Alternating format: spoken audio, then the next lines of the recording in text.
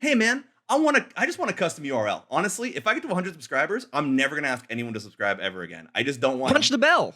punch that bell. Punch the bell. Shatter like it. Morishima punches Daniel Bryan's eye. Detach the bell's retina. Do it.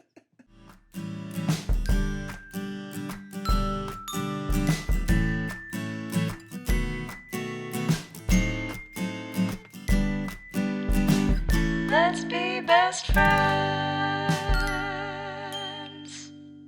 Hello, I'm Cole Sauer, and welcome to Let's Be Best Friends, the podcast where I talk to people that I barely know and try and convince them to be my new best friends, because in times like these, who needs enemies? Today on the show, we have a wrestling historian and YouTuber who just today hit an astonishing 10K on YouTube. It's Joseph Montecillo. And he gets Hello, it right first everybody. time. Yeah. Nailed it. Nailed it.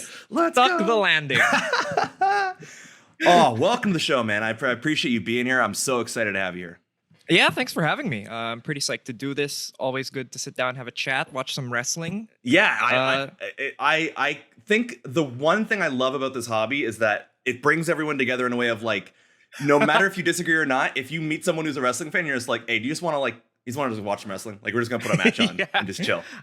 I have met so many of some of my very best friends just because they were watching a wrestling match. Like Yeah. one time I was at school once, it was like college, and I was waiting for my girlfriend outside of her building, Mhm. and I heard Michael Cole's voice coming from a phone, and I walked up to this person who was on the steps, and I was like, "Are you watching wrestling?" And they were like, "Yeah." And then Yeah. now we're like super close friends. Like it brings people together. It really does. It really does. So tell me a little bit about like kind of the origins of you being a wrestling fan, because I feel like maybe I'm just like ignorant whitey, but I don't think Philippines has like a big wrestling scene. We have a pair of independent promotions that Okay. started around the mid 2010s, Okay. and we had like a very short-lived like TV wrestling show all the way back in like the 80s, and that kind Oh, of wow. died. So those two scenes don't really have much to do with each other. Right. The modern indie scene, well, as much as you can call it a scene, only kind of blossomed on its own from wrestling fans of the 2010s. Mhm. We haven't had any shows since COVID happened. Right. So we're still in like the recovery phase, and like there's a big question of like what's the future of Philippine wrestling down the Mhm. line. But in terms of like origin story, I was flipping the channels, and Edge and Lita said they were gonna have sex on Raw, and I was like, I'm gonna watch it. Like that's it. That is the story. I've never hidden it. That is Oh. the fact of it. I was shallow. I was a child. You're just like a horny little And- 12-year-old, just like, I Yeah. need to see this. What do you mean? Yeah, like no, that's exactly what was in my head. Like, what do you mean you're gonna do that on TV? What does that mean exactly? And then they did the segment. I watched it. I kept watching Raw, and now I've been watching it for like more than a decade of my And then you were life. hooked for life. You were like, Ric Flair came and interrupted two people boning on Yes. TV, and this is my hobby now. It was so strange. I don't claim to be noble about it. That's how it happened, and I just kind of followed the rabbit hole all the way down. I feel like there's a generation of wrestling fans where like the older generation can be like, oh, I watched like Flair Steamboat. I watched, even like I watched like Brett and Sean to get into it. And then there's the younger generation where it's like, Kurt Angle said he was gonna have sex with Booker T's wife, and that's kind of where I got started. Well, there's always something weird Yeah. in every generation. Like there's always some weird thing, no matter what era it is, and Mhm. that's just how it is. Vince will book how he books. And that's just the nature of the beast. Yeah. I feel like though that like there's the younger fans are more like willing to be like, oh yeah, like that. I got into watching wrestling because Edge and Lita had sex on TV. Whereas the older generation like don't want to admit all the weird shit that happened in the Attitude Era. They were just like, no, I watched it for Rock and Austin. Like that's what I watched it for. Like For sure. come for sure. on. No one's gonna be like, oh, I watched it for like DX doing blackface or whatever. That's what I mean, like, right? Imagine your first, like, your intro to wrestling is DX doing blackface. It's so weird. It's this thing we love. It's so awful. Yeah. But you can never shake it. It follows you. It's so hard to like introduce people to wrestling and being like, no, like it's really sick, like you know, The Undertaker and Shawn Michaels, or like Brett and Shawn, like you try and introduce them to the coolest shit possible, and you're like, but also like Triple H dressed up as Kane and had sex with a dead body. But we like don't talk about it. Like we don't talk about it. That's just how it is. Like we didn't ask for wrestling to be this way. Like, yeah, no one was knocking down on Vince's door asking for these things. That's just whatever goes on in his mind, and it somehow ends up on TV. Like, we have the unfortunate problem that our favorite thing to watch is run by a completely deranged old billionaire. Yes, like that's the truth of it, and it apparently will continue to be the truth of it for a while. Like, who knows what he's gonna do next? It's so strange. So was it hard for you getting into wrestling? Because you're on a 12-hour time delay. So like watching Raw at 8 a.m. on a Tuesday morning, like how was it hard to access? Like, did you have to be like a YouTube kind of guy, or how did that go? At my age, when I first started watching, Raw and SmackDown would air on this channel called Jack TV. Okay. And I didn't know this at the time, but when I first started watching, Jack TV was actually airing Raw and SmackDown on like a 2-3 week delay. Like, yeah. What the really? That's like, insane. we would get him like 2 to 3 weeks late somehow, and then just 1 month all of a sudden, like without me knowing, they just suddenly marathoned like 3 episodes of Raw to catch up. And I was just so lost. Like, if I had never gone on to WWE.com, I would never have known that there was a delay. And only when I started logging in, I was like, wait a minute, this isn't what happened this week. What is going on? It's so strange. I love that, like, you're a kid and you turn on Raw and you're just like, wait, when did all this happen? What did I miss? Like, I think one afternoon I was just on Jack TV, and then I was kind of watching a bit of Raw, and then I switched channels, and then when I switched back, Raw was still on, and I was like, what is going on? And they were just airing like everything that had been delayed and just catching up to the current episode. But wrestling on TV here is it floats around, like it's never not too far away. It usually depends on what network has the rights to it, and which cable provider has that network. So it's a whole thing. But if you're looking for it on like TV, you're gonna end up finding it. I think soon, or it's already begun. I think we're about to start getting like AEW TV in here as well. So that's a thing that's just gonna continue. I haven't had cable in 2 years because I have the internet. Yeah, exactly, right? Yeah. Yeah. What's internet like for you over there? Like, is it good? Like, is it stable? I've never been to the Philippines, so I don't know. Oh, absolutely not. No, it's the worst. It is a constant issue for basically the entire population here, that internet is not great. You have to pay more to get what I assume is probably like baseline in the States. Like your worst option in the States is probably like already like deluxe around here or something. And it's a big thing. It's a big issue, especially with the pandemic. Everyone's stuck online. That's where everyone's making their living. But yeah, that's kind of the situation with the internet. I'm lucky enough to have the means to have a pretty stable internet connection, so I'm able to do YouTube. I'm able to watch wrestling from wherever. I'm lucky in that regard. Yeah, I was gonna say, because if the internet's not good, it's interesting that you've chosen an incredibly online, both an incredibly online hobby and an incredibly online profession to do, considering the internet's not that good. Oh, for sure. In 2007, 2008, I had to move. My family moved apartments, and the apartment we ended up in couldn't be hooked up to cable, and it couldn't be hooked up to the internet.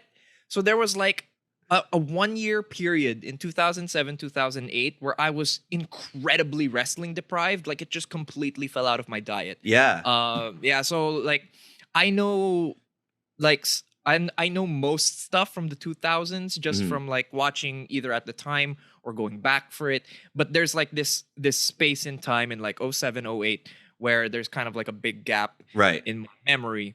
But there was an interesting thing where around 2007, all the WWE pay-per-views stopped airing for free on our cable networks because they used to air for free. Oh, cool. Like they just put it on. If you had the network, you'd just watch it. Yeah. Right. But around 2007, they realized, wait a minute, we're losing so much money. Yeah. just Why would we giving not it make them away. pay for this? Absolutely. So they started airing all the WWE pay-per-views in cinemas. So we had to go to the mall, go to the cinema to watch like WrestleMania, all the big four. So that also helped the drop off. Is that I couldn't go to the cinema every month to see the pay-per-view. It's weird. It's a weird environment for wrestling. Yeah. Were the theaters like full? Like if you went to go watch like a pay-per-view, other than like I assume WrestleMania probably can draw enough people to fill a theater, but like for sure, I'm thinking like Armageddon 08 or something like that. Like I don't know if that's packing the seats.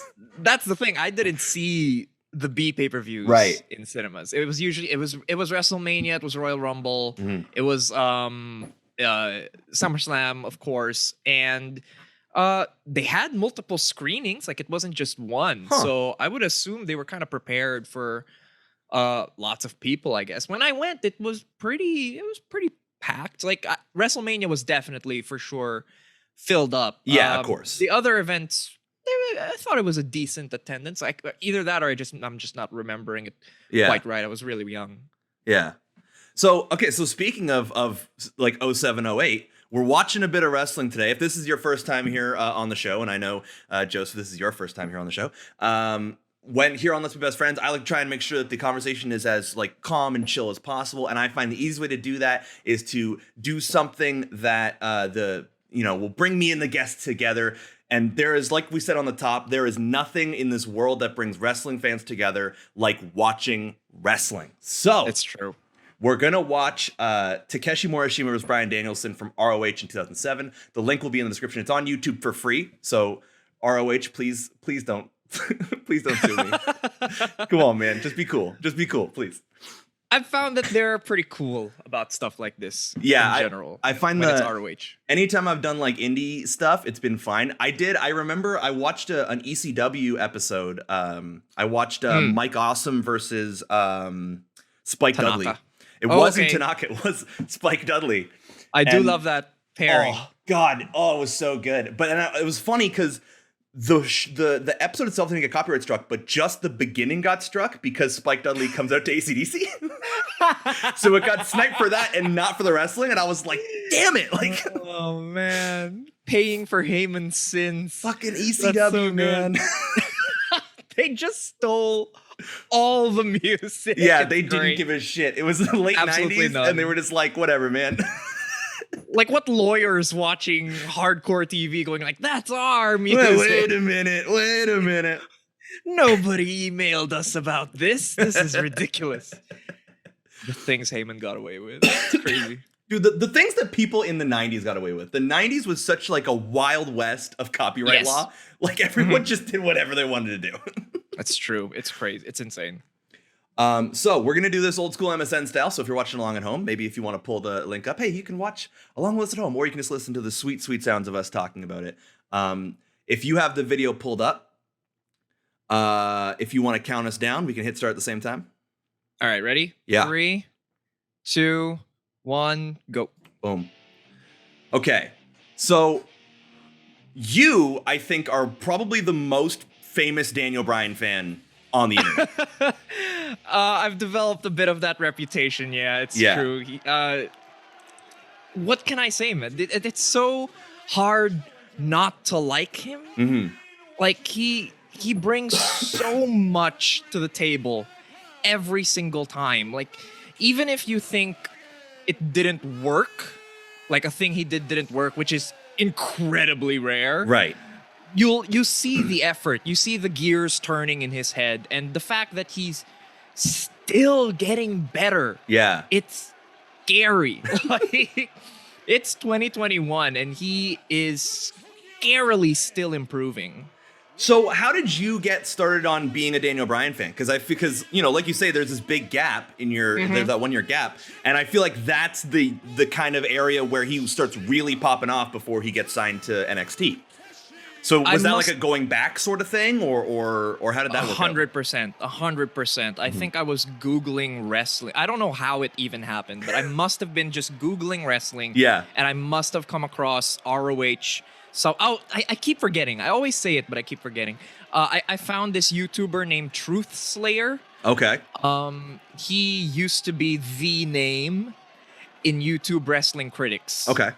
Right? And he used to do ROH reviews, and he would give the matches like incredibly high ratings. He would give the shows incredibly high ratings. So I was like, I gotta find some of this ROH stuff. And I ended up finding ROH on HDNet stuff and watching that. And this was around the time that Bryan was doing his farewell tour from ROH. So he was like front and center, and basically the whole show was about Bryan's a legend. He made this company everything it is. Right. So I just went back from there. I watched all this stuff.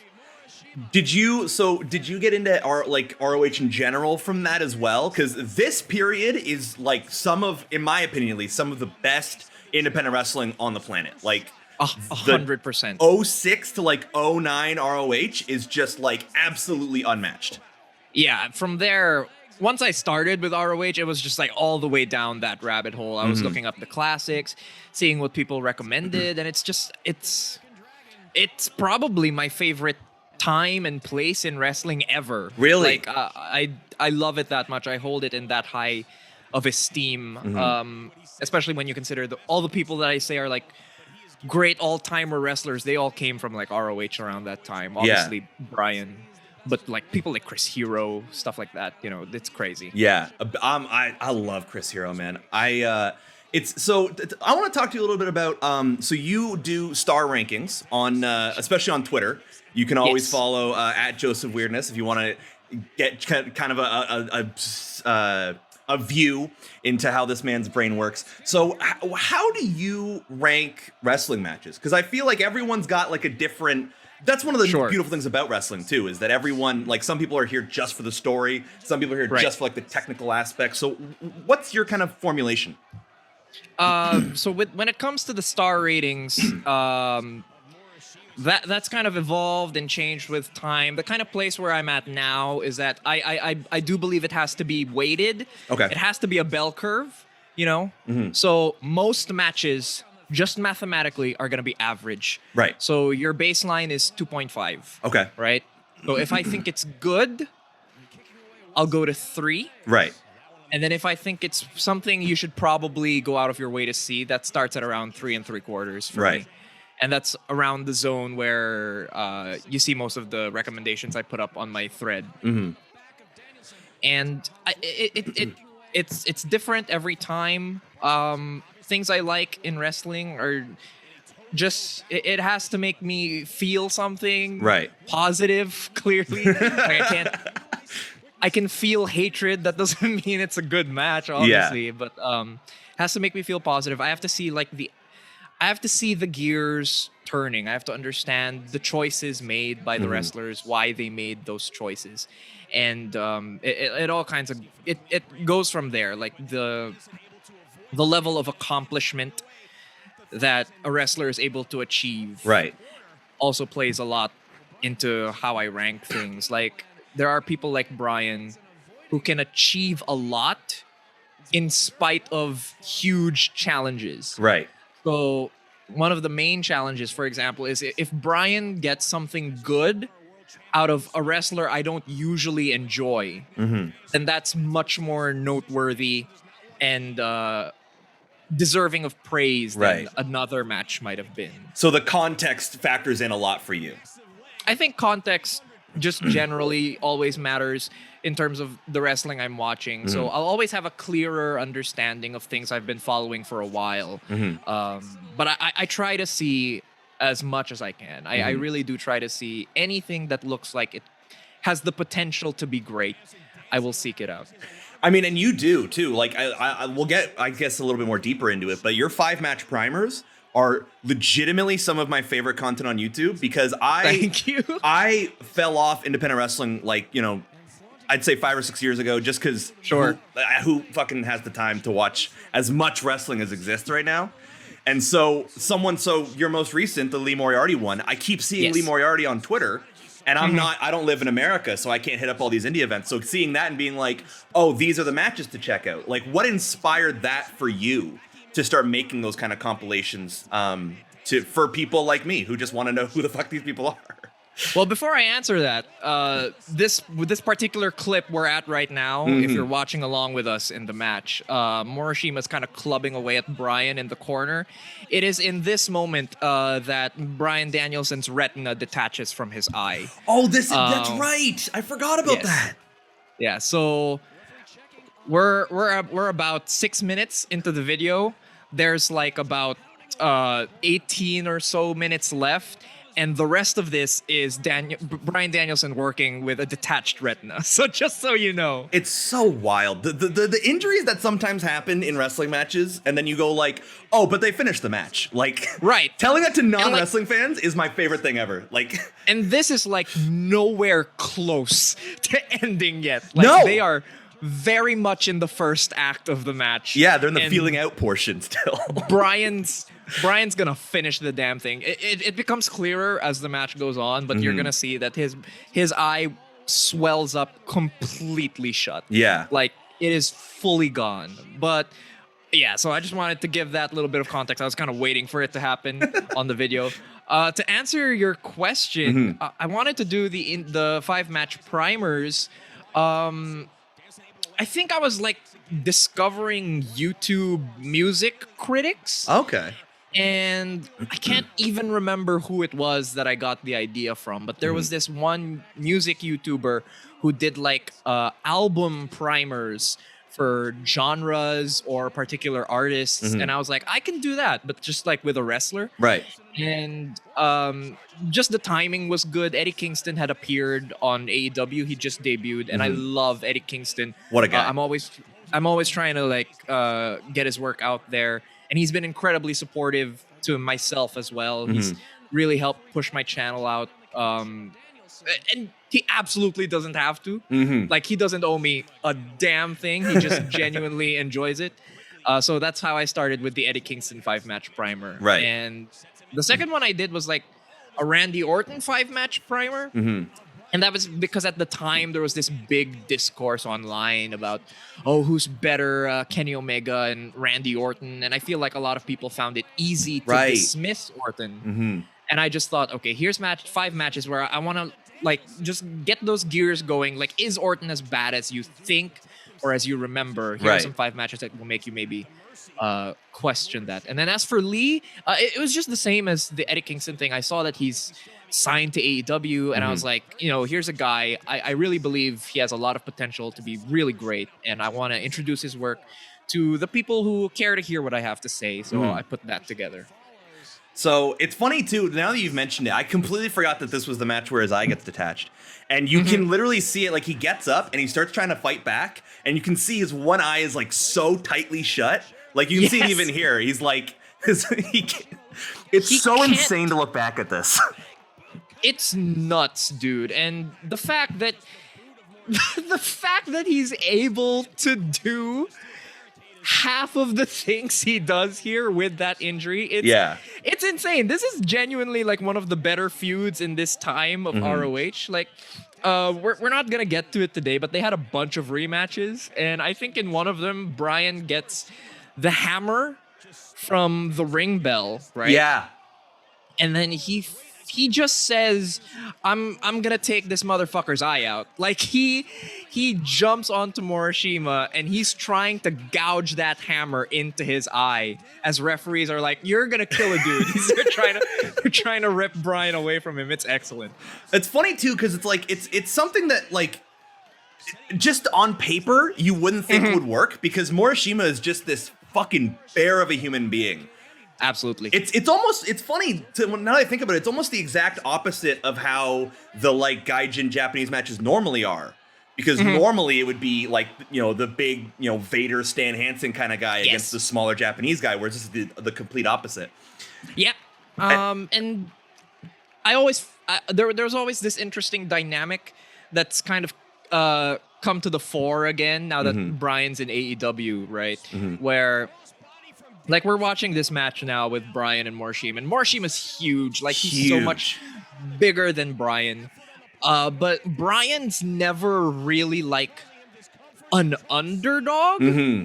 Like obviously he is, just in terms of the size, and Morishima's able to get some advantage on him. But like the way Bryan's presented in this match and throughout his entire ROH run is that he could beat anybody. Yeah. He could beat anybody. And that was never, it didn't feel true in the WWE because the WWE never really wanted him to feel that way. So the fact that he's able to be that again in AEW, it's just been huge for me. Yeah. And they really did it, like, especially ROH, but like they did establish him as like, no, Daniel Bryan is the best wrestler in the world. Like, yes, regardless of, I mean, fucking, he got his eye torn out and he's still finishing the match. Like, he is the greatest wrestler of all time. So literally, like, Godzilla could come into the ring and it's like, he got a shot. It's Daniel Bryan. He man. does. Like, Yep.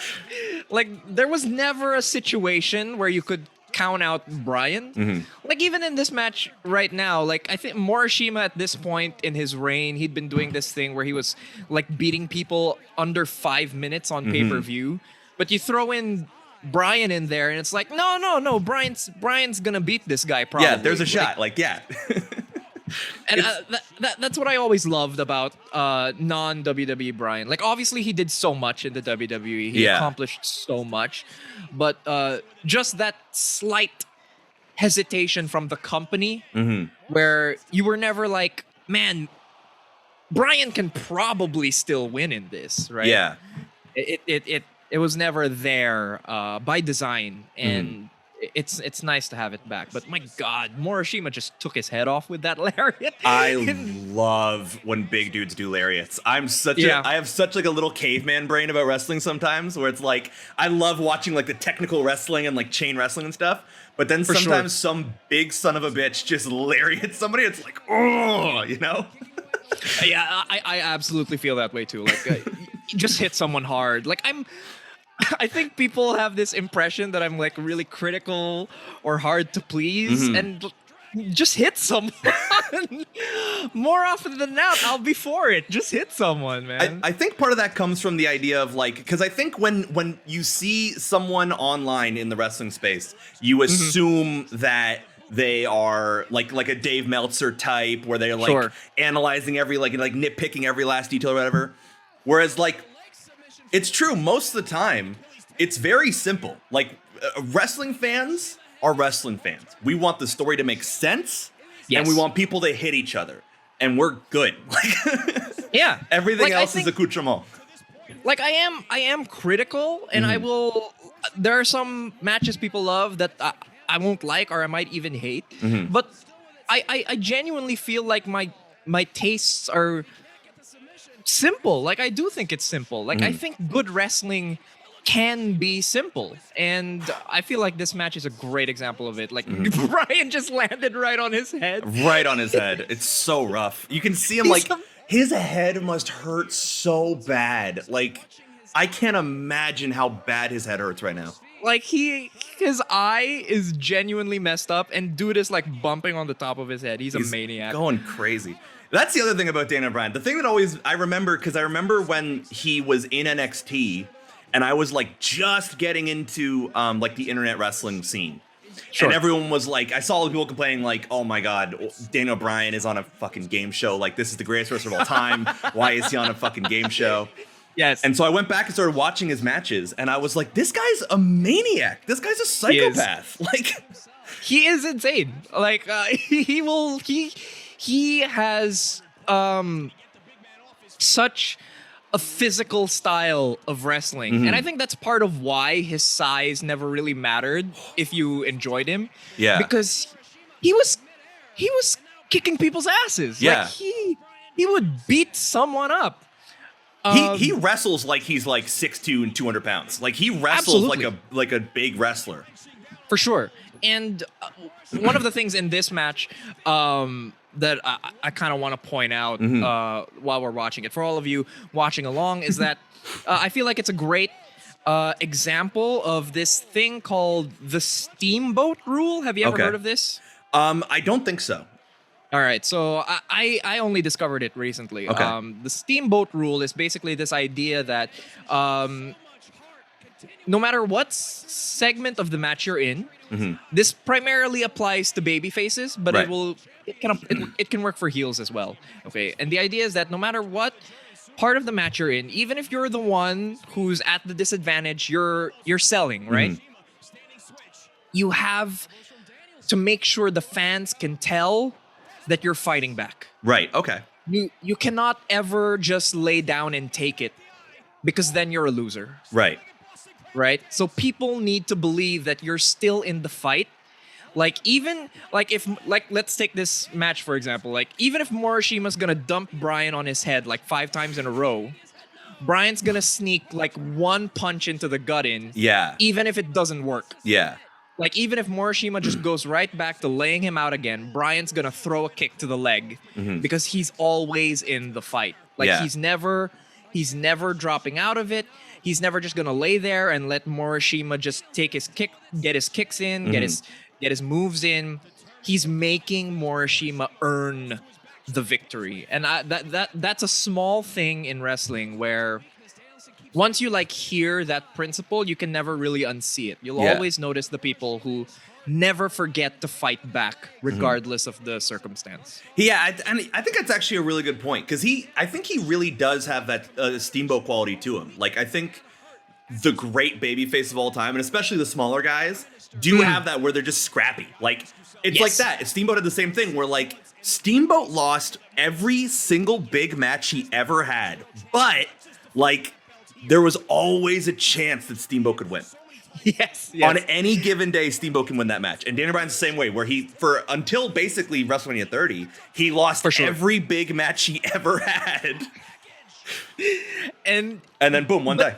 But you just love him. Yeah, it's impossible not to, because like, you know, he's so likable as a human being. Like even when he's a heel, you're like, this guy is, who the fuck is this guy? He's just running around yelling at people. Like it's phenomenal. Like you can't. It's so easy to like him because he's clearly such just this soft-spoken nerd in real life, where he's just kind of like just happy to be there, going along. Like he's just genuinely enjoying his job. Yeah. But then just this switch flips when the bell rings, and he's this psychopath who just completely rip you apart, limb from limb.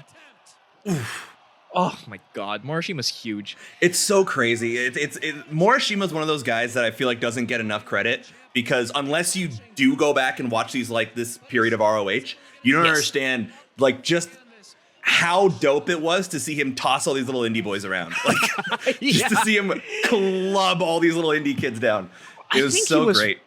I think he was basically the biggest, like just size-wise, the biggest ROH champion they had at the time. Probably, because that's like what they got, like Roderick Strong, and they've got probably Austin Aries still around that time. Like yeah, like before Morishima, it was probably just Joe, and Morishima was like a few inches bigger than Joe still. So like, did Joe and Morishima ever have a match? They did. It was earlier in this year, actually, during the 5th year festival, and I think all of you guys can actually go out and see it. I think it's one of the matches ROH has on their YouTube channel, so feel free to check that out. The head stomps. They're so good. Stomps. It's so dope.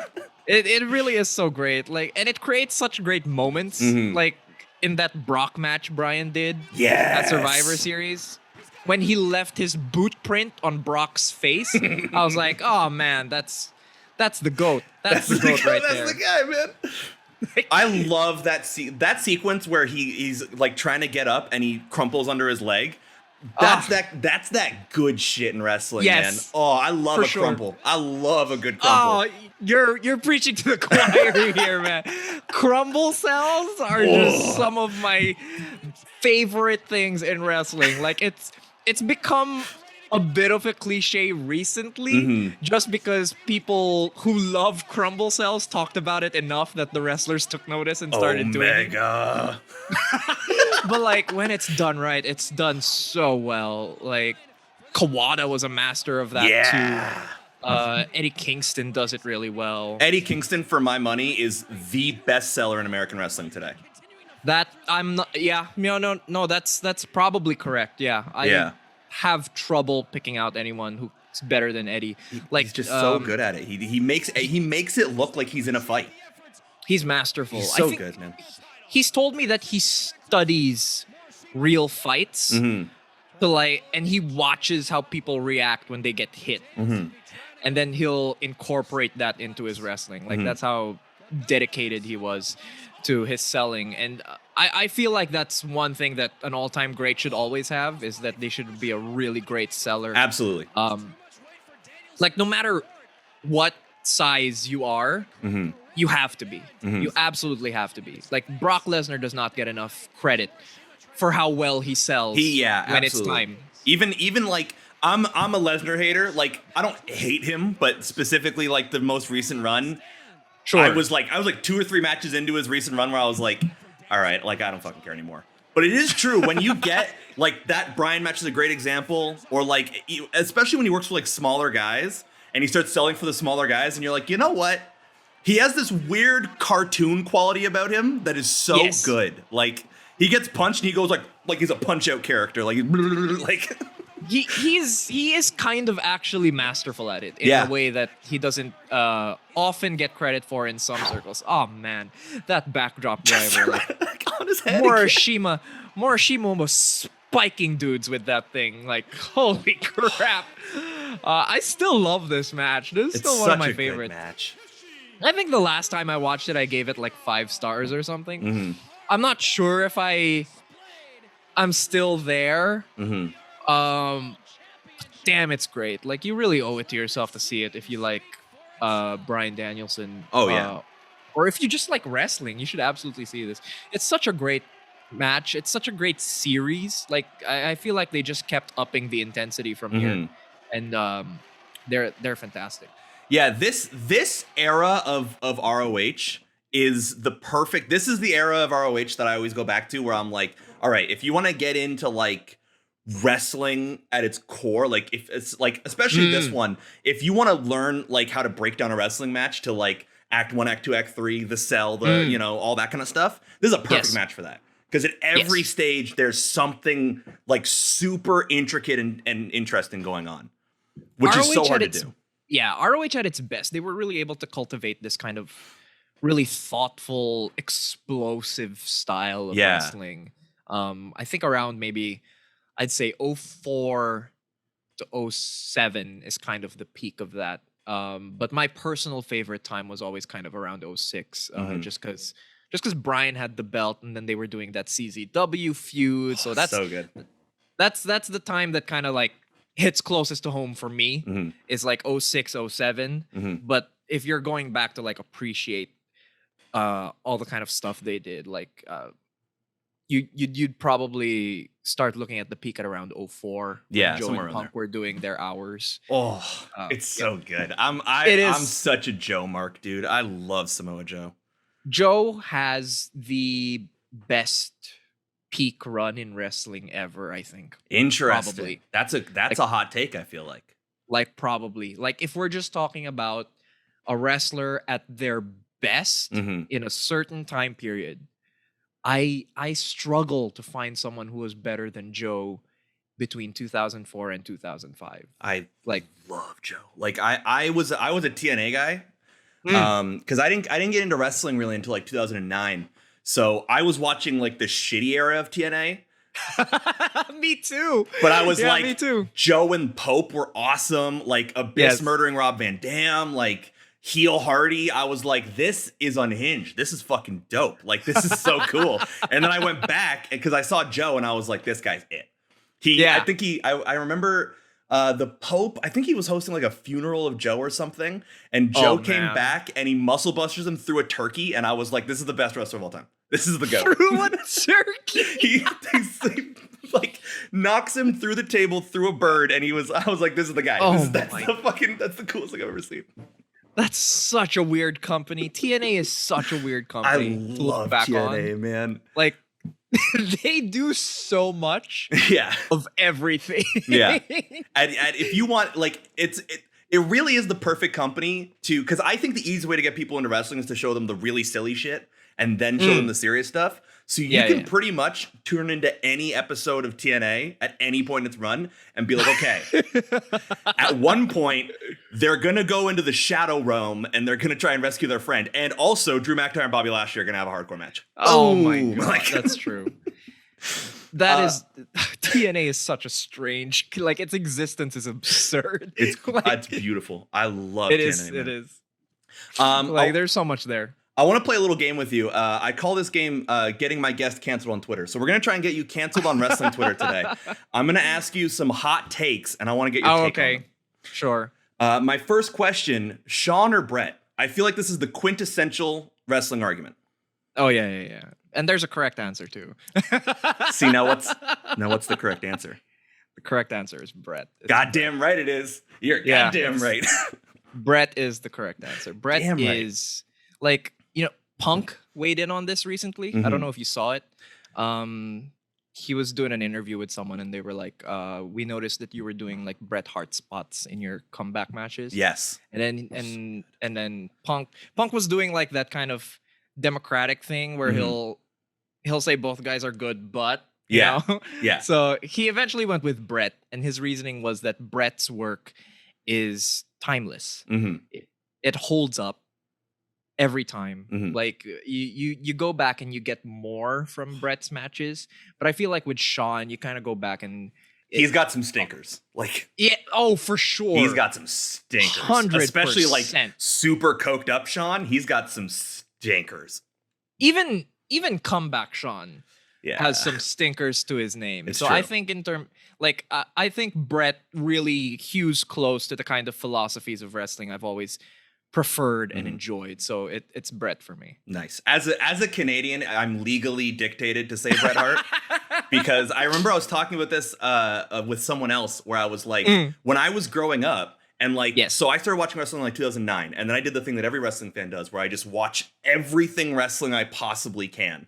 Absolutely. And I watched the flag match where Sean like blows his nose in the Canadian flag, and I was watching it being like, Bret's the good guy.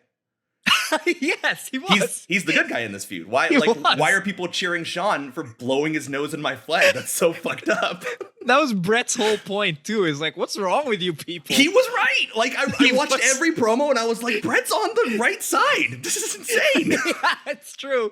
It's true. Like, it's Bret, guys. Sorry. I don't know if you're hearing this and you're offended. If you're offended by it, you're probably wrong. Like, you're wrong. Sorry. You're wrong. It's Bret, bro. It really is Bret. Like, go back and watch the matches. Bret's the only man to truly kill Goldberg in a Toronto Maple Leafs jacket. That's icon shit. That's the coolest thing ever. Bret rules so much. He's also like an underrated promo. Absolutely. Like all the technician guys always get crap for like being boring and having no charisma, and that's just absolutely not true for Bret Hart. No. You watch him like slagging off El Dandy on WCW TV. He's the best. I love Bret, dude. He's great. Bret's my guy. I'm doing like this 90s series, and like one of the things I'm most excited about is seeing more Bret Hart. Yeah.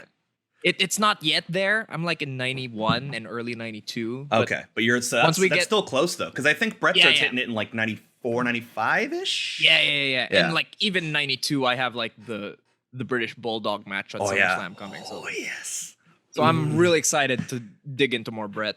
So speaking of the 90s, next question: Attitude Era, cool or cringe? Where do you stand on the Attitude Era? Oh man.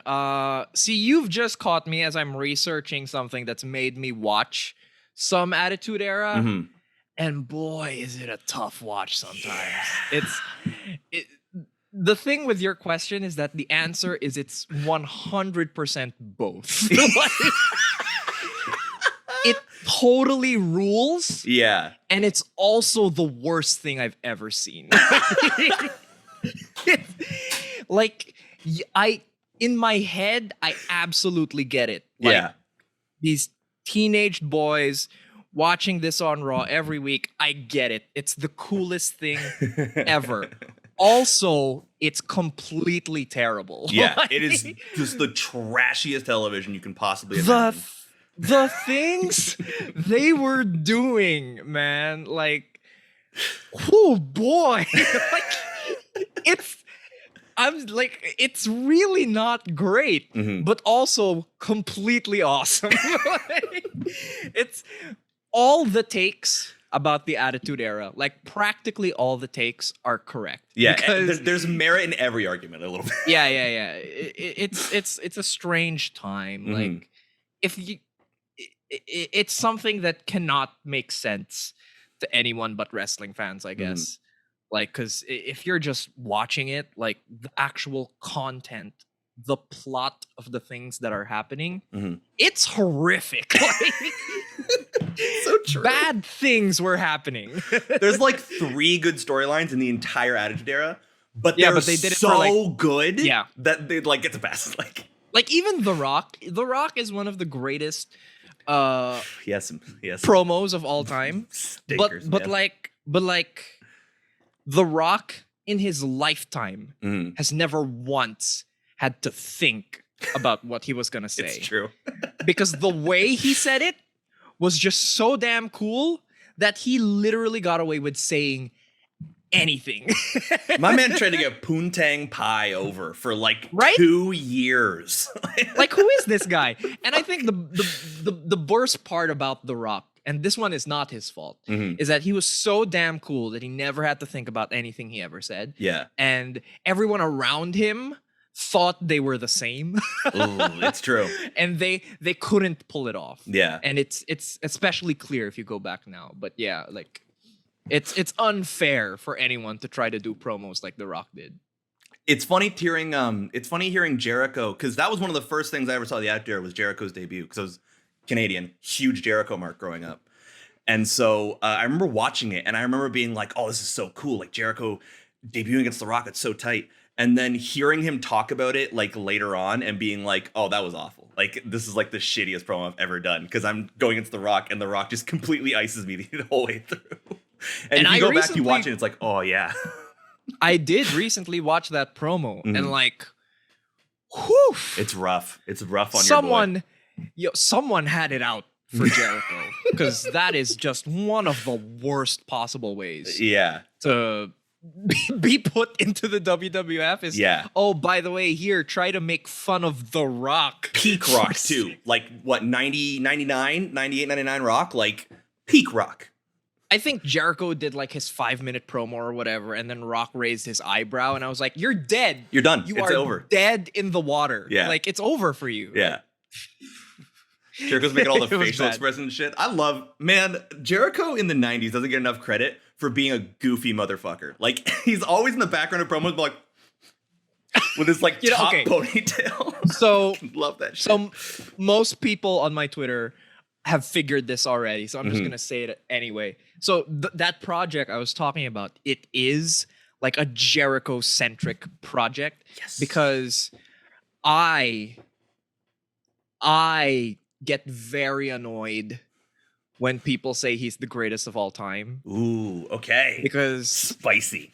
Because I think he's so far away from that conversation. Yeah, like he is. just and like you were saying you liked him growing up, you know. I think we've all had times where we enjoyed Chris Jericho. I'm not saying he was never good in his career. But if we're going to talk about the single greatest performer in wrestling history, it's absolutely not Chris. Jericho is not even close to being in the conversation. Like, damn. Like, I'm sorry. And I've been taking my time. I've been watching a lot of his stuff. I'm in 2002, so I have like about 18 years left of research. That's a good era, though. That's good. You know what? Good Jericho shit, man. I'm fully willing to give the credit where it's due. 2000 was a crazy year for Jericho. Oh, yeah. Like, he had a sick run in 2000. He was having like the best matches of his life. Like, out of nowhere, he was having the best matches of his life. You can literally tell that he was like pissed. Like, you can tell that he was pissed with the debut, and he's just like, all right, fuck it. Yeah, I'm yeah, no, busting it out. Like, there was definitely a switch that flipped for him. yeah. Sometime in 2000. So those are good times. Those are. That match he had with Triple H where it became for the title. I was Ugh. watching like WWE had that retro show. I don't remember what it was called anymore. Gene Okerlund hosted it. And so that's 24/7. something like that. I don't remember Yeah, what it yeah. is. Something like that. And Yeah. and they showed that match and I was like, and again, I was such a huge Chris Jericho fan that I was like watching, I was like, is this how he won the title? This is so cool. And I'm like in suspense for this match that happened like 12 years ago or whatever. Mm-hmm. Oh man. And it gets taken away. Oh, I was a little kid. I'm just sitting there like, he's gonna do it. And then he does it. I was so mad, even though it happened so long ago. I know. And you know what? Oh. Again, the credit where it's due. That like half hour of Raw, that's like some of the best TV from that era. Like it's like a perfectly done angle. Like even with the match, it's genuinely great. I love that.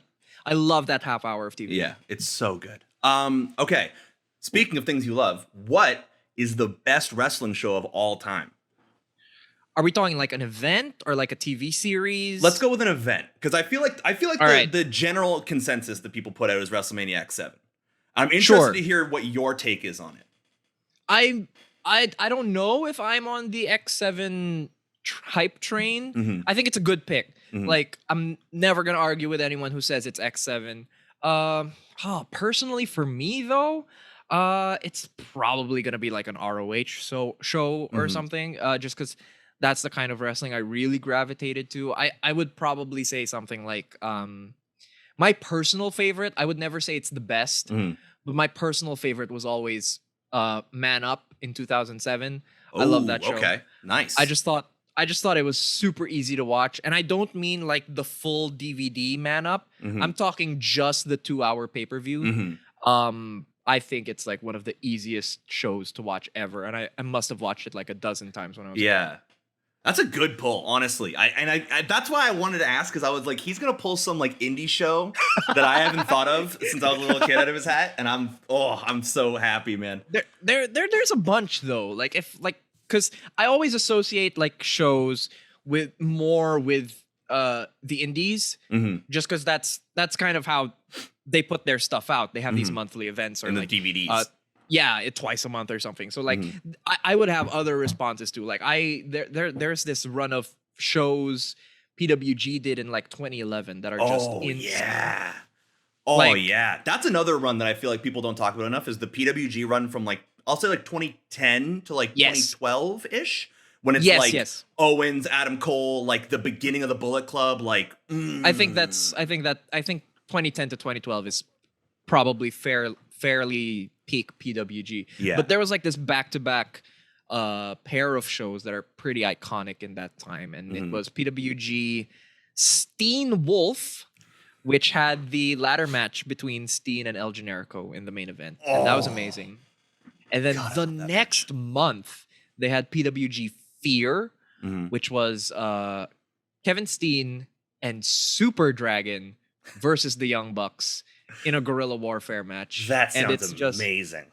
It is amazing. Holy it's 20 fuck. minutes of murder. Yeah. And it rules. Like, oh man. Those two shows are some of my favorite indie shows of all time as well. Yeah. Owens, give Owens weapons and he just makes the greatest matches of all time.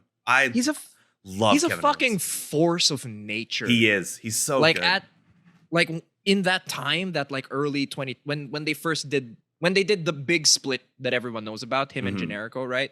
Like he just Ladder Wars. And he just transforms into this just like you couldn't take your eyes off him for like just a whole 2-year period. It was crazy. Kill Steen Kill was what a run, dude.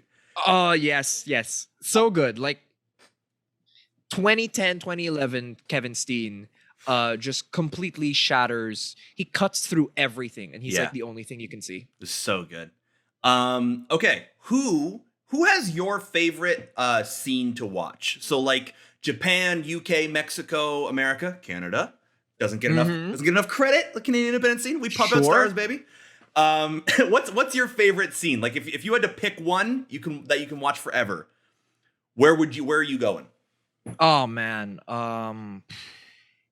I'd probably just pick North America just because so much of my favorite stuff is in there. Interesting. Because I would have like the US Indies, Mhm. you know, I'd have all the TV wrestling, uh WWF, WCW, the territories, all that. So I think it's pretty much a slam dunk for America, but Japan is a close second. I was about to say because I know you have the Walking the Kings Road series, which Yes. everyone should go watch because I got into Japanese wrestling I think around the same time a lot of people did when it was like Kenny Omega, like the Okada Yes. Omega matches, stuff like that. Mhm. And so I'm pretty ignorant about the history. Sure. And then so watching a series like that is like really cool and informative to learn more about the history of Japanese wrestling. And then it makes me go back and watch those matches and be like, oh man, this shit is They're so great. tight. Oh, it's so It tight, is, dude. It's fantastic. Oh, it's so you know, good. it's a really close second, but I think just comfort wise, the wrestling I kind of grew up on, it's North American wrestling. Yeah. Especially with the indies. I just love that time so much. I don't think I could go without it. Yeah. And I think we already know the answer to this, but the last question I have here is who is the true GOAT of wrestling undisputed? Oh, it's Bryan Danielson. It's Bryan Danielson. It's not even. You know what? I'll hold off on that. I'll say that there's a fight. There's a fight to be had. Like there are people who are contenders for that spot, and I will give them their due diligence in time. Like I'll say I can say it now. Like I here are people who I could consider unseating Bryan. Right. I think Terry Funk has a shot. Ooh, nice. Okay. Cool pick. Because he was around forever. Yeah. And he worked everywhere. And he did everything. So like, and that those are kind of the things I look for. I think Jumbo Tsuruta from All Japan. Yeah, another really good pick. Has a shot. I think he has a shot because he was also around for like 3 decades and he changed styles as his career went on, and that's always a big thing for me. They're able to do different things. I think from like the modern day, someone I could consider for it would be Hiroshi Tanahashi. Nice. Maybe. I'm a Tanahashi guy too. I love Tanahashi. For sure. And I think that he's a real interesting case because we all associate him with like the 2010s New Japan style, but he has admittedly taken a lot of influence from like mid 90s WWF. Yeah. That's like, I think that's one of the things that makes him such an easy, like an easily digestible character. Yes. Is that like some of like Japanese wrestling can be a little bit hard to get into because it is like just kind of different. But then you see Tanahashi, he's like air guitaring, like he's like Hulk Hogan or whatever. He's doing all this kind of stuff. He can work comedy. He's like one of the best comedy wrestlers they have, even though he's like the god of New Japan. Yes. He really is great. And yeah, he's talked about in interviews where he's like, oh yeah, I try to bring a lot of like Rick Martel and Shawn Michaels to my work. And it's like, okay, like you're doing Shawn Michaels better than he ever did. So I'll take it. Like the best thing Shawn has done in his career is apparently influence Hiroshi Tanahashi. Like, good for you, Shawn. If it gave us Tanahashi, then okay. He finally did something right. Yeah. Where is Bret in your conversation for the GOAT? Because for me, I'm biased. I have to say it. For me, Bret Hart's the GOAT, undisputed. Sure. I love Bret Hart. I don't even hate that take. Like, I don't. If we're just talking about just the talent of a person at their best, like, absolutely, Bret Hart is totally in that conversation. I don't know where he is for me right now. I'm not fully versed with his career. I know a lot of the big highlights. Like, I love the Austin matches. Those are fantastic. Yeah. I've been seeing bits and pieces of him through the 90s. He's held back not by himself. He is held back by his environment. Yeah. So new generation, baby. Yes, exactly. So he's not working with the best people he could be. And that's the main damage to his case. But it's also one of the strengths of his case in that we can say that, oh, Bret didn't have a lot of people to work with, but look what he got out of him. Yeah. Like so there's totally an argument there to be had. I think right now, just sight unseen, he's definitely top 100, maybe top I could see him being like top 30, top 20 I'll take that. of all time. Yeah, I'll take that. But I'm a huge Bret Hart guy. Even like I love the series that he has with Yokozuna. Not the match, like the WrestleMania match kind of sucks, but everything leading up to it is so good because Bret. It's like we were talking about with Steamboat and Daniel Bryan. Like Bret can always win. yes. And he's one of my favorites. Like he doesn't always win with a finisher. Sometimes he just rolls people up in like super believable ways. Sometimes he just like hits a random move and wins the match. And it's like, like Bret can win with a DDT. All right, sick. Yes. Cool. Like Bret can win with like the chest bump into a roll up. Sick. Like he's so good. He really is. Like I love his match with Diesel at Survivor Series. Best match 95. Diesel ever had. I love that match. This was before announce table spots were like the thing we do every month. Yeah. And like Bret just flies off the apron through the solid table they had at ringside. Yeah, because like this was before they were gimmicked even. This is just like he's just going through wood.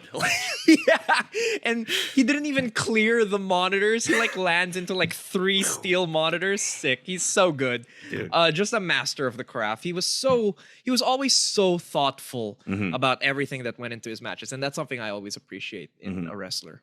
What's your opinion to wrap it up? What's your opinion on the Bret Shawn Iron Man match? Because I feel like I hate it. Really, I really hate it. I think it's so boring. Love that match. Really? I'm such a Bret Hart dude, man. I'm such a Bret Hart guy.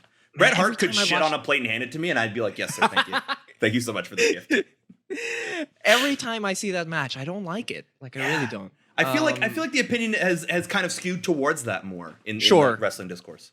But it's always been a divisive match. Yeah, for sure. Like, even at the time, like that match is incredibly divisive. See, that's the thing about Bret is that I never thought Shawn was his best opponent anyway. I agree with that take. Yeah, because Shawn wasn't as good as him, so it was always holding it back for me. You want to see Bret at his best? I think. I don't know if this is a hot take. It's probably Austin for me. Like those are two guys. So too. Yeah, like when they were in the ring, they had so much to do with each other. They had so many ideas. It always came together so well. Yeah. Like everyone talks about the I Quit match, but the Survivor Series 96 match, yes, just delightful. Yeah. So good. His whole 96 run is underrated. It's so good. They could have wrestled for like 3 more years if Bret didn't leave, and it would have been the best thing ever. That's the thing, and like for me, at like it's kind of like a super smarky answer, but I always say Mr. Perfect because like they never had like the big high profile feud, but literally anytime they like breathe within the vicinity, it's like a 5-star match. Like you can take each frame and analyze it and be like these guys are fucking geniuses. They had that super famous SummerSlam 91 match, right? And everyone loves that match. So good. But I think it's a great match. Right? But all I think of when I watch that match is, oh man, if Perfect just wasn't hurt.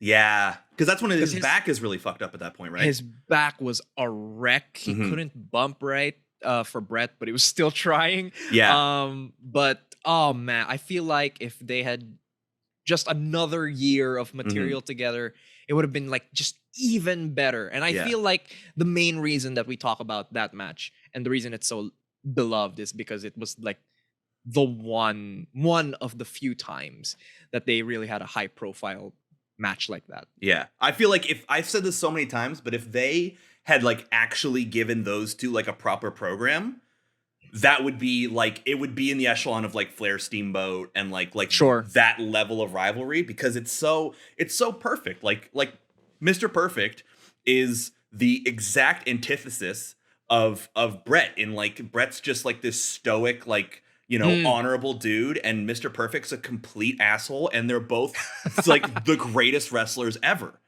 Yes. Like there it is. The feud is done. It has been written for you. Like I think they have like a King of the Ring opening round match. Yeah, I think so. And I haven't gotten to it yet, but I'm really excited to because I feel like if Mr. Perfect's back is fine, it'll be like an even better match than Yeah. the well-beloved SummerSlam one. So Yeah. I'm excited to get to that eventually. Well, I've had an amazing time just talking wrestling. Honestly, talking wrestling is one of my favorite things to do because I just get to sit here and fucking be a nerd with people who are also in love with this stupid, weird ass sport that we love. That's true. Our time is running a little short, though. We're gonna get to the last segment. My favorite part, the reason the show exists. It's called the lightning round. Okay. And here's how it's gonna work. I have a prepared list of questions that I have found on the internet. Mhm. And they're very simple yes or no style questions. I'm going to ask you as many questions as we can get through within 1 minute. Okay. I'm going to tabulate the answers and see how close they are to my own answers to see how close we are to being best friends. Okay. So if you're ready to go, I'm ready to go. I have my pen and paper here. We're old school. All right, let's do it. In 3, 2, 1, TV or movies? TV. Delivery or sit-down restaurants? Sit down. Board games or card games? Board games. Video games or books? Books. Buses or trains? Trains.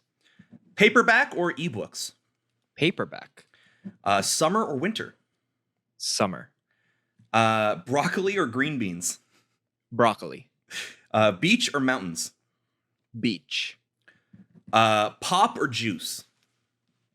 Juice. Pepperoni or cheese pizza? Cheese. Does the toilet paper go over or under? Under. Pancakes or waffles? Waffles. Morning or evening? Evening. Baseball or volleyball? I guess volleyball. Tacos or chicken wings? Chicken wings. Nice. Love or money? Money. That's my dog. Yeah, buddy. I love you, Ika. I'm sorry. She would understand. All right. I am going to tabulate the score. While I do that, this is your chance. Shout out anything that you got going on, anything you want, and where people can find you on the internet. For sure. I just hit 10,000 subscribers on the day that we're recording this. Thank you to everybody who helped me get to that number. You can find me on YouTube under Joseph Montecillo. I do wrestler breakdowns. I do 5-match primers. I do the Walking the King's Road series. I do the 1990s retrospective. Check that out if you can. If you want to see my random loose thoughts, all my hot takes and cold takes, that's on Twitter at Joseph Weirdness. I've also been lucky enough to be able to write a bunch of articles for fanbyte.com recently. You can find me on there. Check out my articles, all my reviews on there. And I even have a blog, josephmontecillo.wordpress.com. I have a bunch of reviews from stuff this year, 2020, and just a bunch of random stuff on there as well as a link to a bunch of short stories I wrote in the last decade or so. So I hope you all enjoy that. Awesome. Everyone should go check it, especially if you're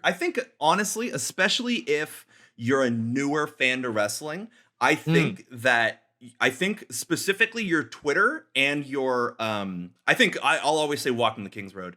Yes, is such a phenomenal way to get into wrestling, like to get into the history of wrestling and kind of to grow that understanding of the history of wrestling and understand what the influences and stuff are. I think there's nothing better than the Walking the King's Road series. It's so good. So I've tabulated the results. It's a very, very scientific process. I want you to know that you have scored a grand total of 12 out of 17. Whoa. Which is huge. And I think it means that we've just become best friends. It must be true. Like, you're my best friend now. Awesome. That's the facts. Yes. Yes. It's science. Yes. We did it. Science proved it. I want to thank you so much for being on the show. I want everyone to go follow him on all of his social medias, all the stuff he just plugged. Make sure that while you're following him, you make sure to follow me at OldKingCake on all the social medias. Brand is very strong. If you're watching this video on YouTube right now, please, I know it's annoying, but just like, comment, and subscribe. Do it. Just do the thing. Hey man, I just want a custom URL. Honestly, if I get to 100 subscribers, I'm never gonna ask anyone to subscribe ever again. I just don't want Punch the bell. Punch that bell. Punch the bell. Shatter it. Morishima punches Daniel Bryan's eye. Detach the bell's retina. Do it. I want to thank everyone for watching at home. I want to thank everyone for watching this on YouTube or listening to one of your favorite podcast catching platform, of which we are on absolutely all of them. Make sure you follow us on there. Leave a review if you're on such a platform. I want to thank Isabel Wing for the opening to our program. Let's Be Best Friend, and Seth Feldman for the outro. And that's all the time we have for this week. So remember, your mom was your best friend at one point. So give her a call, and we'll see you next week.